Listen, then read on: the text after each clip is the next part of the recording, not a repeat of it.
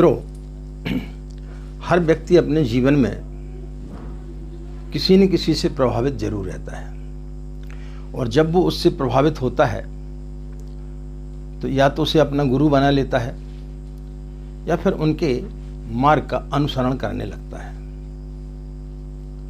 ऐसे ही हमारे जीवन में दो लोगों का आगमन हुआ। 1981 में हमने परम पूज्य गुरुदेव आचार्य पंडित श्री राम शर्मा से गुरु दीक्षा ली और फिर उसके पश्चात में चूँकि ब्राह्मण कुल में पैदा हुए थे और हमारे पिताजी गायत्री के पहले से ही साधक थे, पूज्य गुरुदेव से दीक्षित थे, उन्होंने उनसे दीक्षा ली हुई थी, तो गायत्री की साधना हम बचपन से ही करते थे। और उसके पश्चात जब पूज्य गुरुदेव से दीक्षा ली तो दीक्षा लेने के बाद में 1981 के पश्चात में हमारे जीवन में कई परिवर्तन आए जो आप लोगों के समक्ष हमने कई बार बताए हैं। लेकिन उसके पहले हमने किसी से दीक्षा तो नहीं ली थी, लेकिन हाँ, हम प्रभावित जरूर थे और प्रभावित थोड़े बहुत भी नहीं, बहुत ज़्यादा प्रभावित थे। हम किन से प्रभावित थे? ओशो से। ओशो हमारे जीवन का एक अहम अंग थे। उस समय जब हम कॉलेज में पढ़ा करते थे तो ओशो हमारे जीवन में काफ़ी महत्व रखते थे और आज भी रखते हैं। तो आज के लिए ओशो के बारे में चर्चा करेंगे कि ओशो से हम किस प्रकार से उनसे हमारा प्रेम बढ़ा, उनसे हम किस प्रकार से जुड़े और किस हद तक हम उनसे जुड़े हुए हैं। तो इस वीडियो के माध्यम से आज हम आपको यह जरूर बताने के लिए जाएंगे। और यदि आप सुनना चाहते हैं, आप जानना चाहते हैं हमारे जीवन के बारे में, तो इस वीडियो को जरूर सुनें कि ओशो हमारे जीवन में क्या महत्व रखते हैं। राधे राधे, जय श्री कृष्णा, नमस्कार। मैं आचार्य पंडित गिरीश बारोलिया, गायत्री महामंत्र। ओम भूर्भुवः स्वाहा तत्सवितुर्वरेण्यं भर्गो देवस्य धीमहि धियो यो नः प्रचोदयात्। अखण्डमण्डलाकारं व्याप्तं येन चराचरं तत्पदं दर्शितं येन तस्मै श्री गुरवे नमः, तस्मै श्री गुरवे नमः। मित्रों, आज हम ओशो के बारे में बात करेंगे। ओशो जिन्हें कई लोग कई तरीके से जानते, कोई उन्हें भगवान के रूप में मानते हैं, कई लोग उन्हें एक तर्कशास्त्री के रूप में मानते हैं, कई लोग उन्हें धर्म का बहुत बड़ा दुश्मन मानते हैं, बहुत सारे लोग उनकी किताबें चोरी छुपे पढ़ते हैं, लेकिन ये प्रकट नहीं करते कि हम ओशो को मानते हैं। ओशो के अनुयायी देश विदेश से लेकर के हमारे देश में बहुत सारे लोग हैं, उनको बहुत लोग मानते हैं। हमारे मानने का सबसे पहला बड़ा कारण ये है कि जिस शहर में हम रहते हैं, हमारे गांव के पास गाडरवारा, जहाँ पर कि हमने शिक्षा दीक्षा ली, वो चूँकि वहीं के रहने वाले थे। तो जो व्यक्ति वहाँ का रहने वाला हो और उसकी इतनी चर्चाएं हों तो फिर उस व्यक्ति को सुनना वाजिब हो जाता है। तो जब हम जबलपुर में साइंस कॉलेज में पढ़ते थे तब उनका एक बार एक प्रवचन इंजीनियरिंग कॉलेज में हुआ था, तो वह हम सुनने के लिए चले गए। तो जब हमने सुना तो हम उनसे क्यों प्रभावित हुए, पहला मौका था जब हम उनसे प्रभावित हुए। जितने भी लोग उस समय अपना अपना वक्तव्य दे रहे थे, माइक जो है वो ऊंचा था, सब लोग खड़े होकर के बात कर रहे थे। जब ओशो की बारी आई, उस समय लोग उन्हें ओशो के नाम से नहीं, आचार्य रजनीश के नाम से जानते थे। तब उन्होंने माइक के पास आकर के बोला कि माइक को नीचा करो। तो लोगों ने बोला क्यों? बोले भाषण खड़े होकर के दिया जाता है, प्रवचन बैठ कर के दिया जाता है। मैं यहाँ पर भाषण देने के लिए नहीं, प्रवचन करने के लिए आया हूँ। ये सूत्र मेरे दिमाग में बहुत गहरा बैठ गया कि छोटी सी बात है, लेकिन कितनी बड़ी बात उन्होंने इन छोटे से शब्दों में बोल दिया। उसके पश्चात में मैंने उनकी कुछ पुस्तकों का अध्ययन किया, तो उनका एक तर्क मेरे अंतरंग में इतना ज़्यादा छू गया जिसकी कोई कल्पना नहीं की। मैं उनकी एक किताब पढ़ रहा था, उसमें उन्होंने बताया कि विनोबा भावे के यहाँ पर रामायण का पाठ चल रहा था। महात्मा गांधी वहाँ पर पहुँचे तो वहाँ पर एक प्रसंग आता है जहाँ भगवान राम लक्ष्मण से पूछते हैं कि ये गहने पहचानो, ये गहने माता सीता के हैं कि नहीं। तो लक्ष्मण ने बोला कि मैं पैरों के अलावा और किसी गहने को मैं नहीं पहचान सकता, क्योंकि मैंने गहने माता सीता जी के अन्य गहनों को मैंने देखा नहीं। तो ये बात कुछ महात्मा गांधी को समझ में नहीं आई, तो उन्होंने विनोबा भावे को पूछा कि भाई उन्होंने पैरों के अलावा अन्य गहनों को क्यों नहीं पहचाना। तो विनोबा भावे ने अन्य जैसे जो कथावाचक रहते हैं उन्होंने जिस तरीके से उत्तर दिया, उन्होंने भी वही उत्तर दिया कि चूंकि लक्ष्मण ब्रह्मचारी थे इसलिए उन्होंने माता सीता के पैरों के अलावा उनको कुछ भी, उनके अन्य शरीर को नहीं देखा। तब किसी उनके शिष्य ने ओशो से पूछा कि भगवान, क्या यह तर्क, क्या उनका उत्तर सही है? तो उन्होंने बोला बिल्कुल गलत है। यदि विनोबा भावे जैसे ब्रह्मचारी यदि इस बात को कहते हैं तो मेरा मानना है कि फिर विनोबा भावे ब्रह्मचारी नहीं हो सकते। तो फिर आपके हिसाब से क्या होना चाहिए? तब उन्होंने बताया कि जिन गहनों को भगवान राम स्वयं नहीं पहचान पा रहे वो तो उनकी पत्नी थी, उन्होंने तो उनके पैर के अलावा सब कुछ देखा था। तो जब वो नहीं पहचान पा रहे और वो जो लक्ष्मण से पूछ रहे हैं तो लक्ष्मण बोलते मैं पैरों के अलावा अन्य किसी गहनों को नहीं पहचानता। तो उन्होंने जो तर्क दिया उससे आप सभी लोग सहमत होंगे। उन्होंने ये तर्क दिया कि जो सुंदर होता है उसके गहने नहीं देखे जाते, उसकी सुंदरता को देखा जाता है। सीता जी चूंकि इतनी अद्वितीय सुंदर थी कि लक्ष्मण जी को कभी उनके गहने देखने की आवश्यकता ही नहीं पड़ी।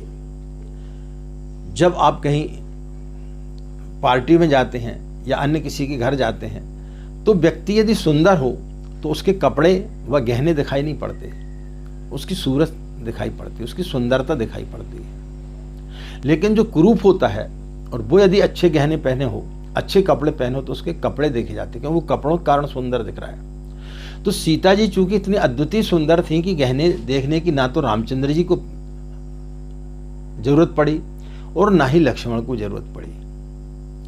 तो ऐसा नहीं कि ब्रह्मचारी व्यक्ति पैर के अलावा कुछ भी ना देखे, और जो व्यक्ति पैर के अलावा कुछ नहीं देखता इसका मतलब है कि उसके अंदर कुछ ना कुछ खोट तो जरूर है। लेकिन ब्रह्मचारी को क्या लेना देना? जो व्यक्ति ब्रह्मचारी हो जाता है उसका वीर बनना बंद हो जाता है। उस व्यक्ति को स्त्री और पुरुष में कोई भेद नहीं रहता। जैसे कि आप अपने घर में अपनी पुत्री को देख करके, अपनी माँ को देख करके क्या आपके अंदर वासना आती है? लेकिन उसी की यदि कोई सहेली आ जाती तो आपके अंदर वासना आ जाती है। तो ब्रह्मचारी का मतलब होता है कि उसके लिए जो है स्त्री और पुरुष में किसी प्रकार का कोई भेद नहीं रहता। तो ना तो चूंकि सीता जी इतनी सुंदर थी, ना तो वो उन गहनों को ना तो रामचंद्र जी पहचान पाए और ना लक्ष्मण पहचान पाए।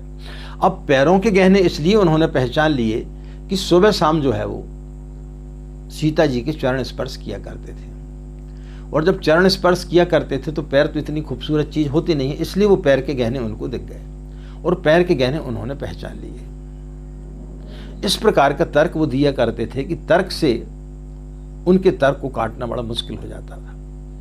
तब मैं उनसे प्रभावित हुआ कि वाकई में कितनी बेहतरीन चीज उन्होंने बोली है। दूसरा, मैं उनकी एक किताब पढ़ रहा था, उन्होंने बताया कि मैं, चूंकि वो काफी मेधावी छात्र थे और उनको छात्रवृत्ति मिलने वाली थी, उस समय छात्रवृत्ति बच्चों को मिलना बहुत बड़ी बात होती थी। तो उनका शिक्षक उन्हें बहुत प्यार करता था और वो खड़ाऊं और धोती कुर्ता और दाढ़ी बढ़ाए रहते थे शुरू से ही। तो उनके शिक्षक ने बोला कि भाई आप अंदर जा रहे हैं, आपसे कोई भी प्रश्न पूछा जाएगा तो आप अनावश्यक रूप से प्रश्नों का उत्तर मत देना, जो बोलें चुपचाप सुनते रहना, क्योंकि आपको जो है इस समय स्कॉलरशिप का सवाल है। तो उन्होंने बोला जब तक वो सही सही प्रश्न करेंगे मैं सही उत्तर दूंगा, लेकिन यदि कोई उन्होंने इस प्रकार का प्रश्न कर दिया तो फिर मुझे बोलना ही पड़ेगा। बहुत समझाया, ठीक है, ये अंदर गए। जैसे अंदर पहुंचे तो उसमें से एक व्यक्ति ने पूछा कि आप बता सकते आपने दाढ़ी बढ़ाई क्यों है? थोड़ी देर तक तो वो शांत रहे, उसके पश्चात उन्होंने बोला कि क्षमा करना, यह प्रश्न मुझे आपसे पूछना चाहिए। बोले कैसे? बोले मैं आपसे जानना चाहता हूं आपने दाढ़ी कटाई क्यों? मैंने प्रकृति के साथ में किसी प्रकार का कोई भी खिलवाड़ नहीं किया है। मैं जैसा पैदा हुआ, जिस चीज को ईश्वर को बढ़ाना था वो बढ़ाते गया। मेरे बाल बढ़ते गए, मेरी दाढ़ी बढ़ती गई, क्योंकि प्रकृति को उस चीज की आवश्यकता होगी। तो मैंने प्रकृति के साथ में किसी प्रकार का कोई खिलवाड़ नहीं किया। लेकिन आपने दाढ़ी कटाई क्यों, आप ये बताएं। आपने दाढ़ी इसलिए कटाई ताकि आप और सुंदर दिखें, आपका चेहरा स्पष्ट दिखाई दे, तो आपने दाढ़ी कटाई क्यों? सभी लोग निरुत्तर रह गए। तो इस प्रकार के वो तर्क दिया करते थे। उन तर्कों को लेकर के मैं धीरे धीरे उनसे प्रभावित हुआ और फिर उनके साहित्य का मैंने, उनके वीडियो का मैंने अध्ययन प्रारंभ किया। जबलपुर में जब तक मैं रहा, उनका जो भेड़ाघाट जब हम जाते हैं, मेडिकल कॉलेज जाते हैं, उसके रास्ते में उनका आश्रम पड़ता है। उस आश्रम के बाजू में एक बहुत बड़ी शिला है और उसी के बाजू में शमशान घाट है। उस शिला पर वो लेट करके ध्यान किया करते थे। तो उस शिला पर भी कई बार मैं गया और कई बार लेट करके मैंने भी वहाँ पर ध्यान किया और उस आश्रम में भी खाना वगैरह भी खाया। उसके पश्चात जब मैं रायपुर में आया तब फिर उनके कुछ मैंने शिविर भी अटेंड किए। लेकिन मेरे बहुत सारे मित्रों ने उनसे दीक्षा ली, लेकिन मैंने दीक्षा के लिए पूना कभी नहीं गया और मैंने उनसे दीक्षा नहीं ली। पता नहीं क्यों, क्या था, लेकिन कभी इस प्रकार की ये कहने चाहिए कि मैं हिम्मत नहीं जुटा पाया कि उनसे दीक्षा ली जाए, क्योंकि उस समय उनका काफ़ी विरोध भी था। लोग उनके चाहने वाले भी थे, विरोध भी करने वाले बहुत थे। हाँ, लेकिन उनका मेरे जीवन में बहुत ज़्यादा प्रभाव रहा है और उनकी जो शैली है किसी भी बात को समझाने की, वो किसी न किसी प्रसंग के माध्यम से, कोई छोटी छोटी कहानियों के माध्यम से वो अपनी बात को समझाते हैं। तो ये मेरे जीवन में एक बहुत ज़्यादा गहरी छाप छोड़ गई। तो जब भी मैं अपनी किसी भी बात को बोलता हूँ, मेरे जितने भी वीडियो आप देखेंगे उसमें कोई न कोई प्रसंग आपको जरूर मिलेगा। मैं प्रसंगों के माध्यम से 80% वीडियो में आपको प्रसंग जरूर मिलेंगे। छोटे छोटे प्रसंगों के माध्यम से मैं अपनी बात को समझाने का प्रयास करता हूँ। यह मैंने उनके प्रवचनों के माध्यम से सीखा है।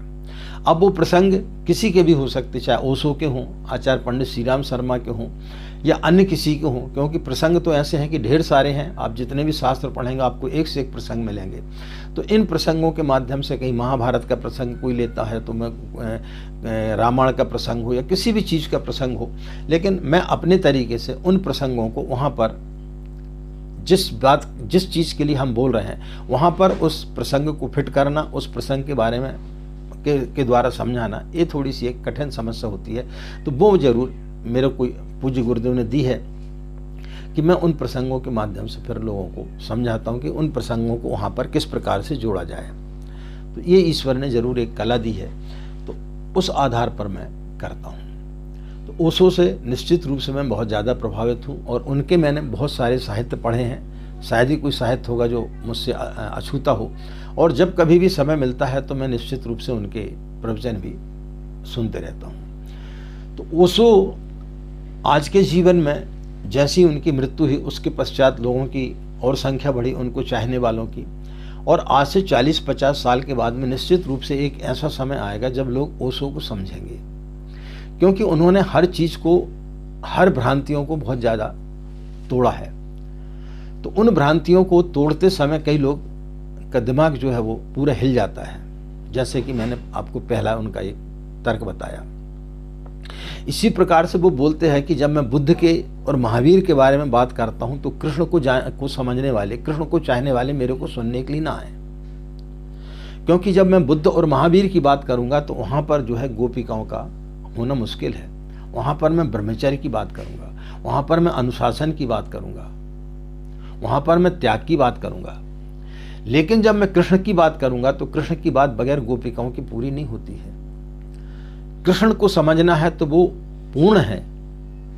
जो व्यक्ति पूर्ण है उसको समझने के लिए बहुत गहरी बुद्धि चाहिए, उसके लिए बहुत क्षमता व्यक्ति चाहिए कि ऐसा नहीं कि गोपियों की बात करें तो कृष्ण गोपियों में है, नहीं। लेकिन वहाँ पे गोपियों का प्रसंग जरूर आएगा, फिर आप मुझे नहीं समझ पाएंगे। इसलिए जो जिस चीज़ को मानता है उसी प्रवचन को मेरा सुनने आए, अन्यथा आप मुझे नहीं समझ पाएंगे। ऐसे थे ओशो। तो ओशो का जीवन एक रहस्यमय पूर्ण जरूर रहा है, लेकिन ओशो जैसे व्यक्ति इस संसार में कई करोड़ों वर्षों के पश्चात ही पैदा होते हैं जो इतनी बड़ी क्रांति करते हैं। उन्होंने अपने जीवन में हर क्षेत्र में इतनी बड़ी क्रांति की है। उन्होंने सभी लोगों को एक प्रकार से उनको आईना दिखाने का काम किया है कि आप धर्म की बात करते हैं, आप राजनीति की बात करते हैं, आप सेक्स की बात करते हैं, आप किसी की भी चीज़ की बात करते हैं, तो आप पहले उस चीज़ को समझें। तो वो चीज़ जो बताते थे उस चीज़ को यदि आप समझेंगे, उनको यदि आप पढ़ेंगे, तो आपको समझ में आएगा कि ओशो वाकई में कुछ समय के पश्चात में एक समय ऐसा आएगा कि लोग उन्हें भगवान का भी दर्जा जरूर देंगे। लोग उन्हें भगवान तो मानते हैं, लेकिन लोग जो अभी चोरी छुपे पढ़ते वो भी फिर उनके साहित्य को पढ़ेंगे जरूर। तो ओशो मेरी नज़र में कोई साधारण व्यक्ति नहीं थे, बहुत ही अद्वितीय एक क्रांतिकारी व्यक्ति थे, जिन्होंने समय के पूर्व, बहुत पूर्व, 100 साल पूर्व कुछ इस प्रकार की बातें कर दी कि जो उस समय लोग डाइजेस्ट नहीं कर पाए। लेकिन 100 वर्ष के पश्चात में उनकी बातों को लोग निश्चित रूप से समझेंगे और उनको पढ़ेंगे और उनका अनुसरण करेंगे। तो ओशो मेरे जीवन में बहुत ज़्यादा महत्व रखते हैं। लेकिन पूज्य गुरुदेव से जुड़ने के पश्चात में मेरा आध्यात्मिक जीवन एक अलग हो गया। लेकिन ओशो ने भी जो भी चीज़ बताई है, चाहे वो ध्यान की चीज़ हो, अध्यात्म की चीज़ हो, उन्होंने अपने हर प्रवचन में ईश्वर की ही बात की है। उनकी बात अंततः ईश्वर के पास जाकर ही समाप्त होती है। तो हर एक व्यक्ति अपने अपने तरीके से बताता है। जैसे आप किसी पहाड़ी पर कोई देवी का मंदिर है तो कोई रैंप पे जाता है, कोई सीढ़ियों से जाता है, कोई किसी चीज़ से जाता है, लेकिन स्थान एक ही है, स्थान पर एक ही जगह लोग पहुंचते हैं। तो सबका अपना अपना बताने का तरीका होता है। पूज्य गुरुदेव जिसने कि स्वयं गायत्री का साक्षात्कार किया, और जो व्यक्ति किसी चीज़ को देख लेता है तो वो बड़ी साधारण भाषा में बात करता है। तो जिस व्यक्ति ने जिस चीज़ को पा लिया वो बड़ी साधारण भाषा में बात करता है। तो पूज्य गुरुदेव ने जितनी भी किताबें लिखी हैं, जो कुछ भी लिखा है, वो अपने व्यक्तिगत अनुभव के आधार पर लिखा है। अब ओशो को भगवान के दर्शन हुए नहीं हुए ये मुझे पता नहीं है। हाँ, लेकिन पूज्य गुरुदेव के बारे में इतना कह सकता हूँ कि उन्हें माँ गायत्री का साक्षात्कार हुआ, और उनके प्रवचन इतने सरल होते हैं, उनकी बातें इतनी सरल होती हैं जो अंतर तल तक पहुँच जाती हैं। क्योंकि जिस व्यक्ति ने किसी चीज़ का अनुभव किया हो और जब वो उन चीज़ों को बताता तो बड़ी सहज भाषा में बताता, वहाँ पर लटके झटके वाली बात नहीं रहती है। तो पूज्य गुरुदेव और दोनों में बहुत अंतर है, धरती आसमान का अंतर है। हाँ, लेकिन मैंने दोनों को बैलेंस करके अपने जीवन में दोनों को अपनाने का प्रयास किया है। पूज्य गुरुदेव के बाद में मैं पूर्ण रूप से पूज्य गुरुदेव को समर्पित हुआ। लेकिन चूँकि आप लोग इतने ज़्यादा लोग मेरे से जुड़ चुके हैं, तो मैं नहीं चाहता कि मेरे जीवन के कुछ अछूते पहलू जो हैं वो भी आपके सामने प्रकट ना हो पाए। तो आज मैंने अपने जीवन के कुछ अछूते पहलू जो आप लोगों को नहीं मालूम है उनको बताने का प्रयास किया कि पूज्य गुरुदेव के जुड़ने के पहले मैं किनसे प्रभावित था, और मेरे प्रवचनों में, मेरे वीडियो में किन किन लोगों का प्रभाव रहता है, मैं किन किन लोगों का समावेश करके उसमें चलता हूँ। ओशो और आचार्य पंडित श्रीराम शर्मा दोनों की चीज़ों को मिक्स करके मैं बताने का आप लोगों को प्रयास करता हूँ, क्योंकि बातें दोनों एक ही बोलते हैं लेकिन थोड़ा सा फर्क रहता है। तो आशा मित्रों, आपको यह मैंने जो जानकारी दी आपको अच्छी लगी होगी, और आपको सुनकर कैसा लगा अपने कमेंट्स बॉक्स में ज़रूर लिखें।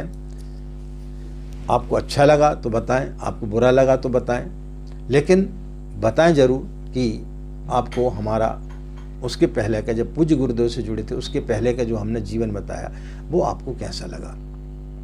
ओशो से हम जुड़े हैं, यह जानकारी हमने दी, आपको कैसी लगी। तो अपने कमेंट्स बॉक्स में आप लोग ज़रूर लिखें। मित्रों, यदि आप लोग हमारे चैनल से नए जुड़े हैं और यदि आप लोगों ने अभी तक हमारे चैनल को सब्सक्राइब नहीं किया तो उसे सब्सक्राइब जरूर कर लें और इसी प्रकार अपना स्नेह हमारे चैनल को देते रहें। वीडियो पसंद आने पर ज़्यादा से ज़्यादा लोगों को लाइक और शेयर जरूर करें। आज की बात समाप्त। आपका दिन मंगलमय हो, आप लोग खुश रहें, मस्त रहें। माँ गायत्री की असीम कृपा इसी प्रकार आप लोग पर बनी रहे। हमें आज्ञा दें। नमस्कार।